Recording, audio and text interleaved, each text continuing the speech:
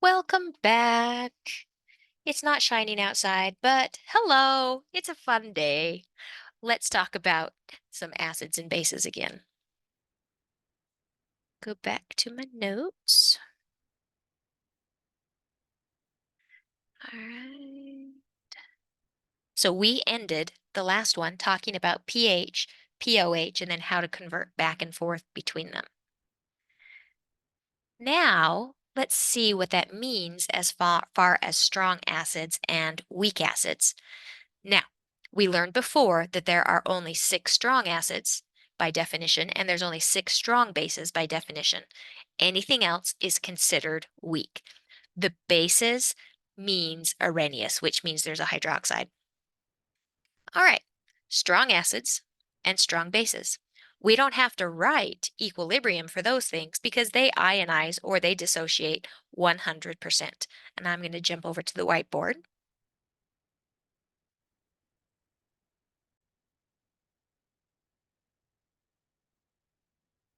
I love that pause button. I can pause it and I can cough and blow my nose, and I don't have to do it right in your face. All right, let's clear this off. All right, when I say strong acid and weak acid, let's just be really clear of what I'm talking about first. So, an acid, by definition, for Bronsted-Lowry, is one that will give up a proton. So that's just generic for an acid. Well, what's the difference between one arrow and two arrows?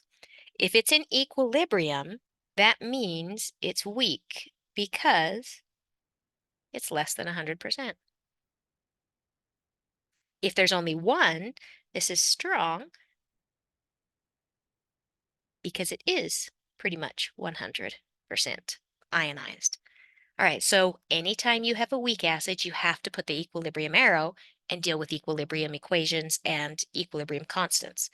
If it is strong, you don't have to because that is implying that if I have 0.10 molar of strong acid, well, it's 100% going to turn into 0.10 molar proton and 0.10 molar conjugate base. So if I wanted to take the pH, I could of a strong acid. So for a strong acid, just take the negative log. But if it's weak, you have to do your equilibrium calculations first. So for this one, hey, what is the pH of this wonderful strong acid I have? Oh, it's strong. So I can just say the pH is equal to a negative log of 0.1. And did I give you another sig fig? Yep, molar. And so the pH is going to be, all right, now one fun thing I'm going to point out to you. This is really 1.0 times 10 to the minus 1. This is useful on standardized tests. If this ends in 0, you're just going to take that number and that's the pH. So 1 times 10 to the minus 1, the pH is equal to 1. And then, of course, you'd have to do the sig figs. If it is 1.0 times 10 to the minus second, the pH would be 2. If it was minus 3, it would be 3. And then you can kind of guesstimate in between. But if it's going to be exact, it has to end at 0. Has to end at 0.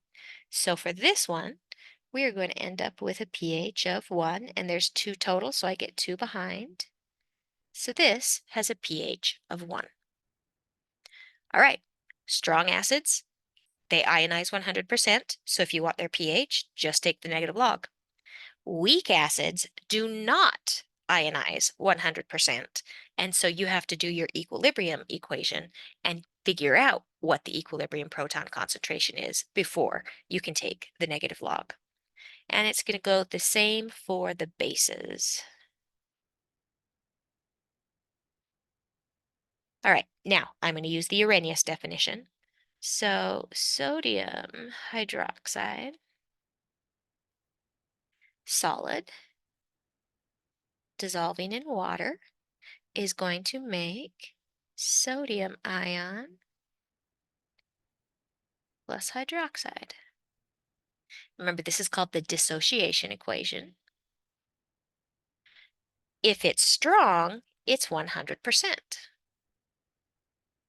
This is an ionic solid, so how would you determine whether it's 100%?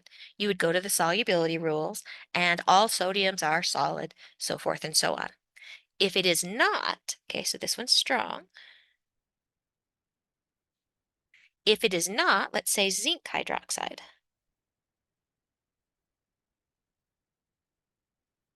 You have to put the equilibrium arrows.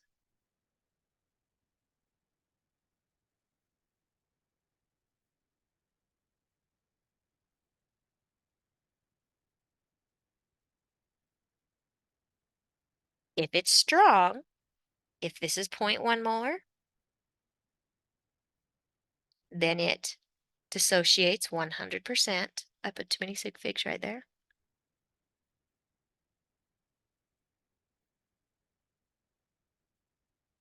And so I could just take the negative log.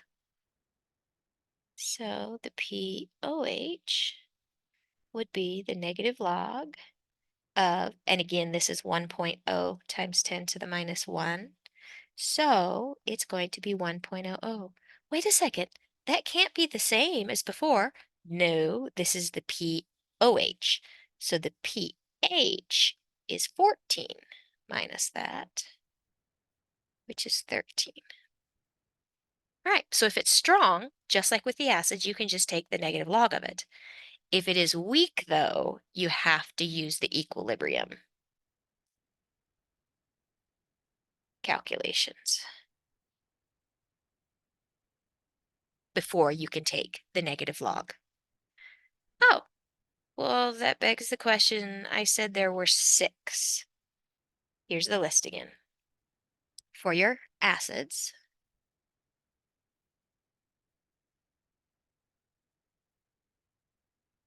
we have our binaries, HCl, HBr, and HI. And we have our oxoacids, H2SO4, HClO4, and HNO3. Sulfuric, perchloric, and nitric. For the strong bases,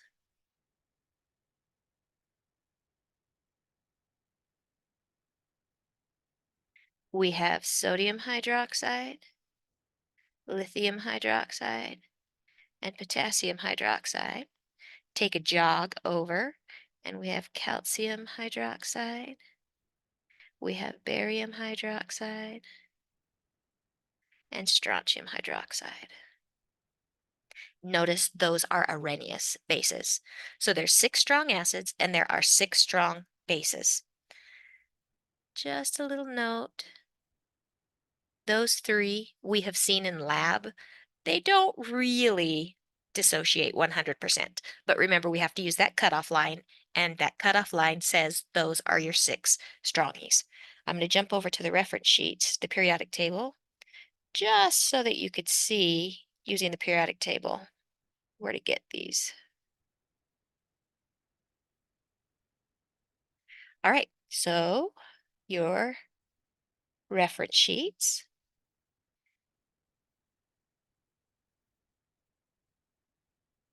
All right, you're gonna have to look sideways. Here's your H. Come on.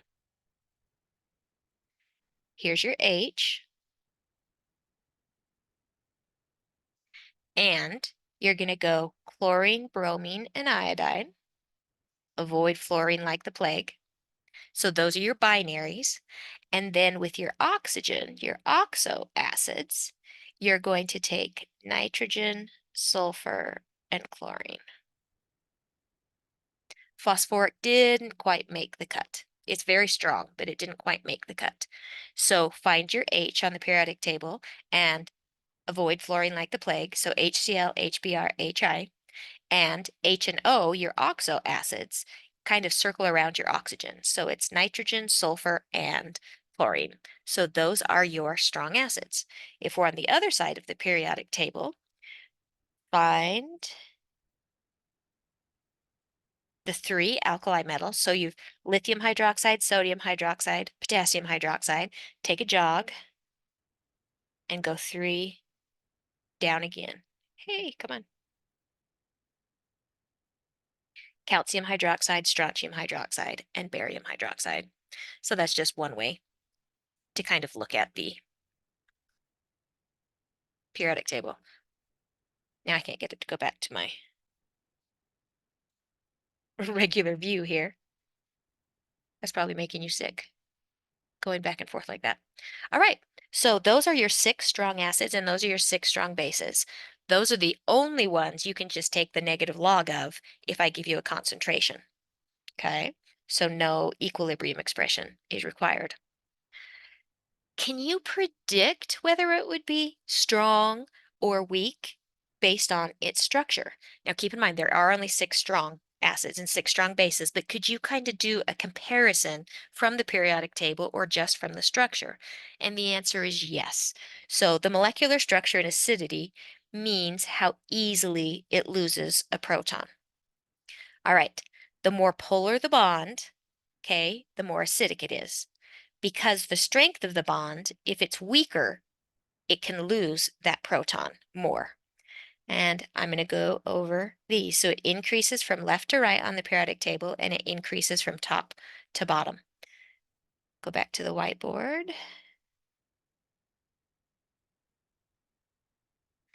All right. So let's take a look at the horizontal trend.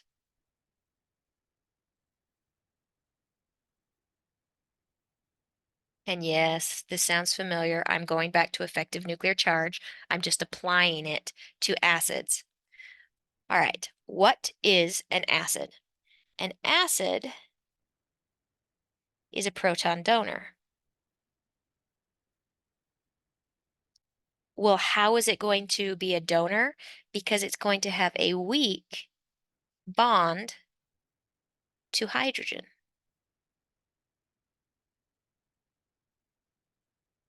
Well, how are you going to get a weak bond to hydrogen? It's going to be a more polar bond. So the more polar it is, the weaker it is, so that it will break easier. And if it breaks easier and the proton comes off, that would be considered a good acid. So the horizontal trend is, let's do H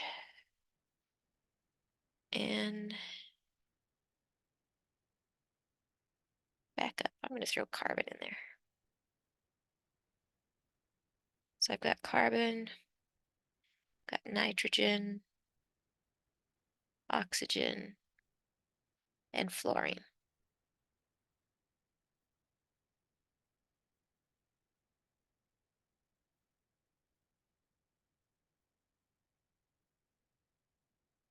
How can we look at these bonds and determine which one's going to be the better acid? Well, let's look at the electronegativity. So these two are close in electronegativity. In fact, when you get to organic chemistry, they're so close that pretty much we say it's a nonpolar bond. If I remember right, on the Pauling scale, it's a 2 and a 2.1. It's very nonpolar.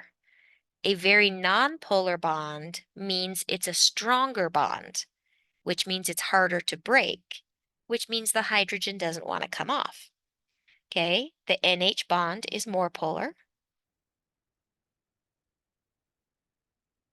Well, this one's even more.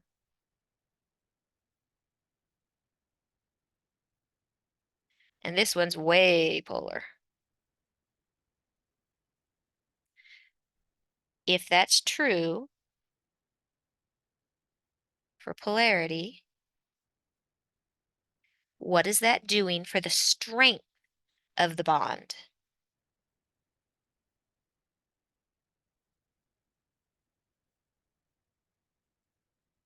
The more polar it gets, the weaker it gets, which means it can be broken, and therefore the stronger acid is to the right.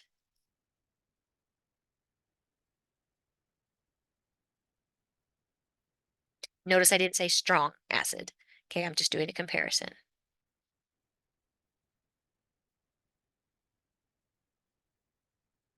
Oh, so acidity increases as you go from left to right in a horizontal row on the periodic table.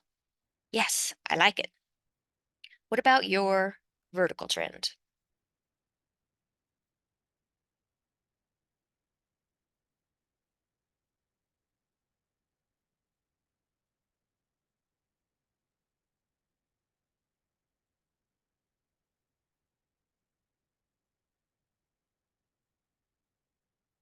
Okay, now this one's going to do with size.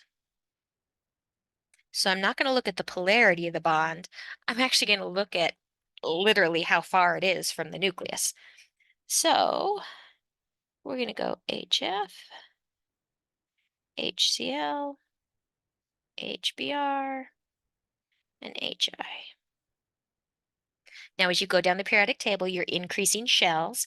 So if I wanted to do a visual of how close they are,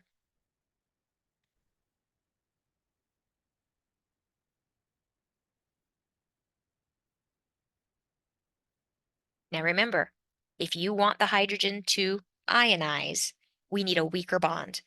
And all of these, this one is the longest.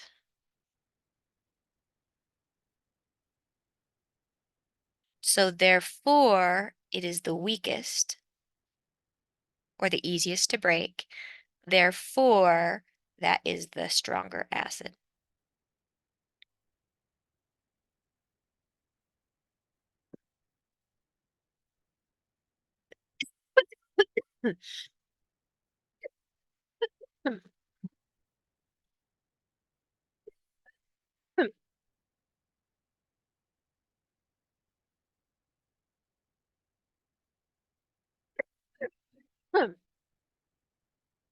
Sorry, I had to mute myself so I could cough.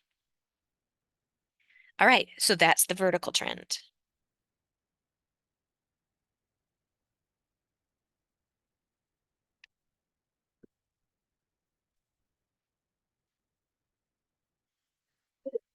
Hmm.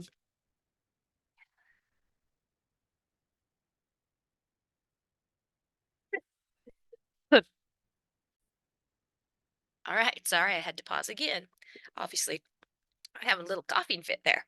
Let's see if I can get finished with this topic, though. Go back to my whiteboard. All right, so the vertical trend is based on size. But again, it's the same idea. The weaker the bond, the more acidic it is. This one just happens to deal with size, where the horizontal one dealt with polarity.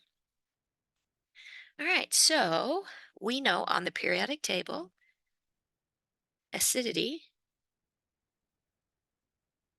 increases to the right and as you go down. To the right and as you go down.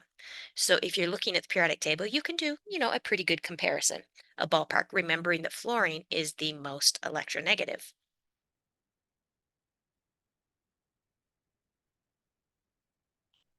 All right, so let's look at this again. So the polarity of a bond, more polar, more acidic. Strength of the bond, the weaker, the most acidic. And then we have to combine those two concepts together.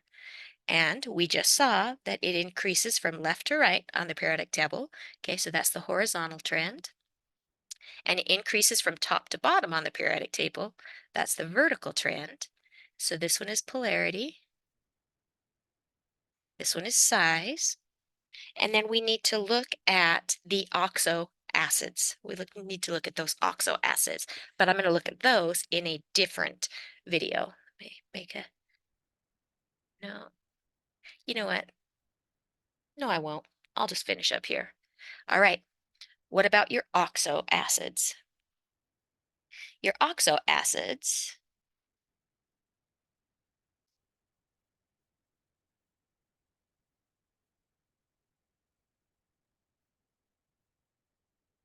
by definition, has an oxygen, and the hydrogen is always connected to the oxygen. So let's take a look at the maybe the chlorine family. So Cl,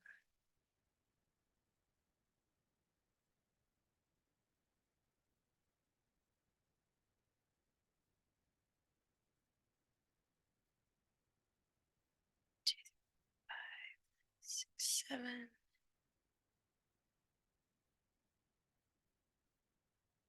2, 3, 5, 6, 7.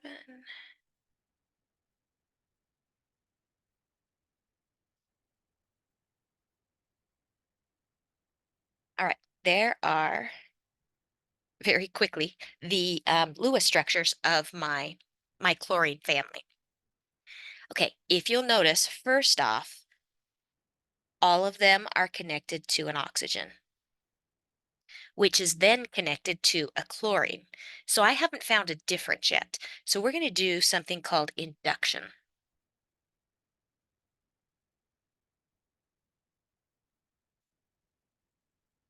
Basically, I'm going to look at the neighboring atoms. How are those neighboring atoms either helping or not helping, whatever concept that I'm trying to look at? All right, well, I know chlorine is electronegative.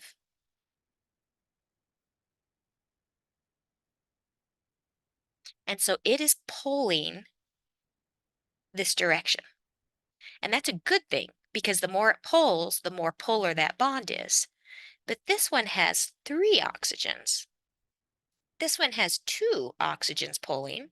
This one has one, and this one has zero. So who's pulling harder to make this bond weaker? Well, the three oxygens pulling are going to be a lot stronger than just the two versus just the one versus none.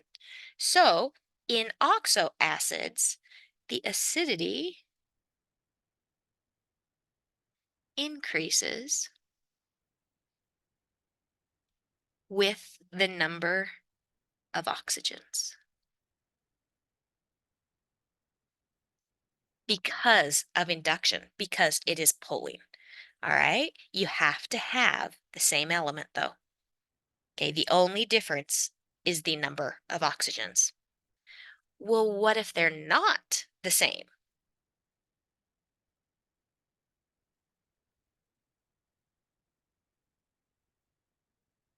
So we're still dealing with oxo acids, but this time they're going to be different.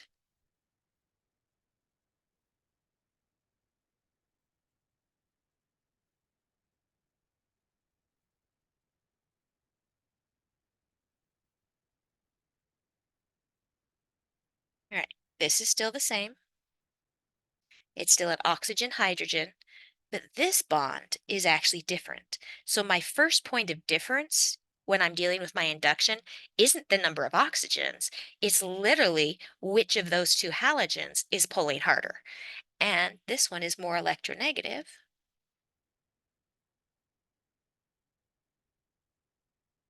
And so it's pulling harder. So this one is stronger. And if you want to do the dipole arrow, it pulls more than the bromine.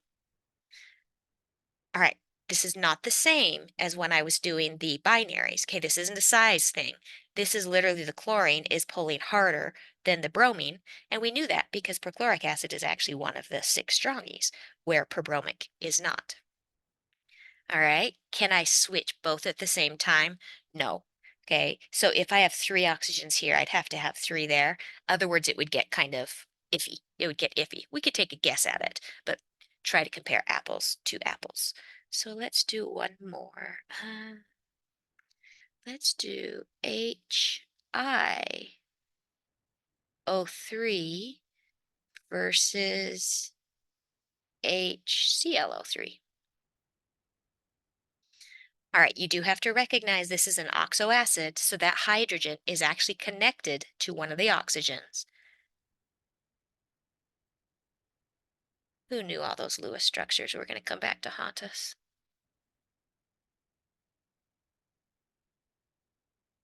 All right, so there's no difference yet. So the first point of difference is right here. That's supposed to be a chlorine.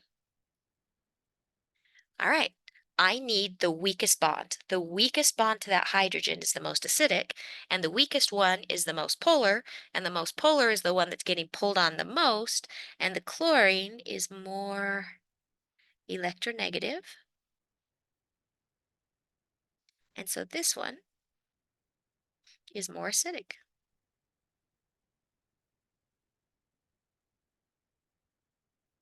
So if you have different halogens, whoever is the most electronegative will give you the stronger acid.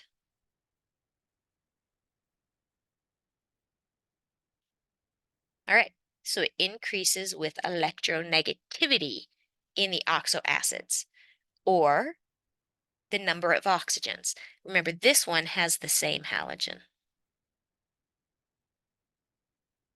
If the atom is the same, you're going to go out to the oxygens, but you go to the first point of difference. First point of difference. And then last but not least, what if it already has a charge on it? Okay, nature loves neutral. And so if you already have a charge on it, it's not going to want to lose another one. So let's take a look at carbonate.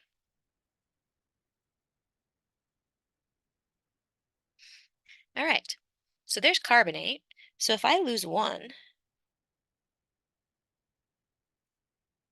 I'm still left with that piece. So that I still have one more hydrogen to give. But if I take it off, I'm going to make a negatively 2 charged anion. Okay, nature does not like big charges, so this one will be harder to come off than this one because nature doesn't want to make a -2 charge when it's already made a negative charge. So it decreases with the increasing charge of the anion. So let's say H2PO4 versus HPO4 2 minus. Which one is more acidic? Okay, yes, they both have a hydrogen that can come off, but this one only has a -1 charge, so it would go to a -2, where this one would have to go to a -3. And nature definitely doesn't want to go to a -2, and it really doesn't want to go to a -3, so this one is stronger.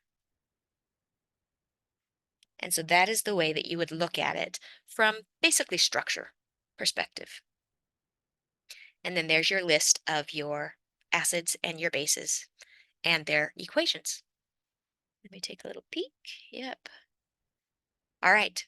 In a nutshell, strong acids and strong bases, just take the negative log. Anything else, you're going to have to do equilibrium. And then you can do a pretty good guess based on structure who is fairly acidic compared to somebody else. All right. Until next time, jolly out.